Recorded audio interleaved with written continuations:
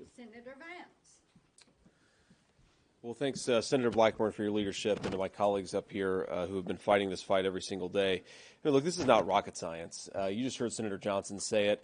The executive has broad discretion to enforce our border laws. Now, we have to remember that 3.5 years ago, Joe Biden came into the Oval Office, and what were they doing? They were bragging about undoing the previous administration's border policies. They were bragging about expanding catch and release. They were bragging about ending Remain in Mexico. They were bragging about changing the asylum enforcement laws in this country. And every single one of us said, what you're going to get is a crisis at the southern border. And after 3.5 years of them bragging about a policy change and then seeing the predictable results, we now have a historic crisis, I would say historic invasion at our southern border. And now, all of a sudden, 6 months before an election, Chuck Schumer and the Democrats have got religion on border security.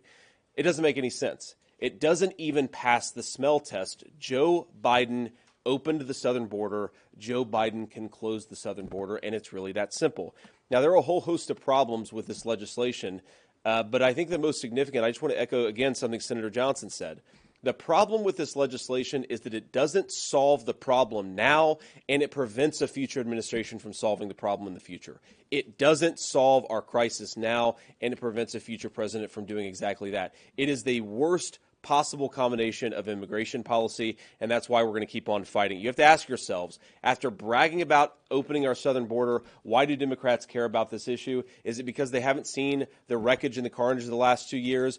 No. It's because they've seen the polls and they know what's coming, and we got to make sure that happens so that we never, ever have a crisis like this in this country again. Thank you. Senator